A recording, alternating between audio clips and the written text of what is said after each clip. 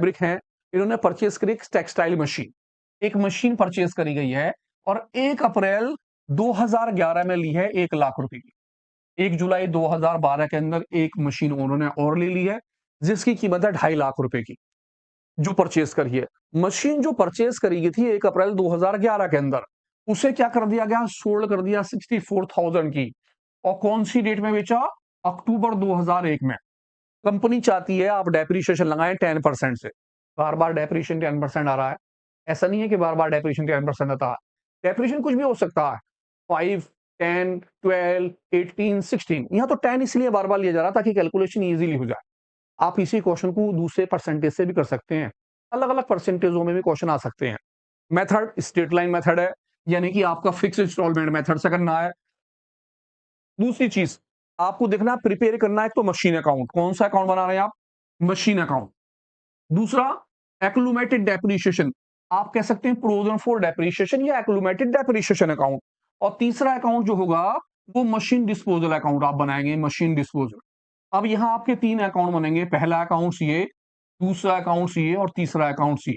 जब ये तीनों बातें कहेगा तब आप समझिए कि आपको तीनों अकाउंट्स अलग अलग बनाने हैं। अगर उसने खाली यहां कहा होता मशीन अकाउंट, तो आप नॉर्मली क्वेश्चन पहले की तरह करते जैसा पीछे वाला क्वेश्चन होता। लेकिन क्वेश्चन करने से पहले एक बात और ध्यान रखिए, ये चीज कि भैया आपका साल जो है वो कब खत्म हो रहा है, कब हो रहा है खत्म साल, मार्च में जी।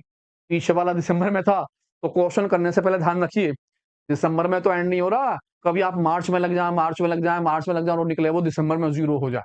तो सबसे पहले देखिए क्लोजिंग कौन से ईयर में है। सेकंड नंबर पे देखिए मेथड का नाम क्या है। उसके बाद देखिए डेप्रिसिएशन की परसेंटेज क्या है। अब मेरे पास डेप्रिसिएशन 10% है, straight line method, fix install method से मुझे करना है।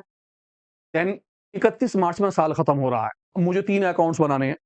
तो मैं स्टार्ट करता हूं अपना क्वेश्चन। ध्यान से आप क्वेश्चन को देखिए।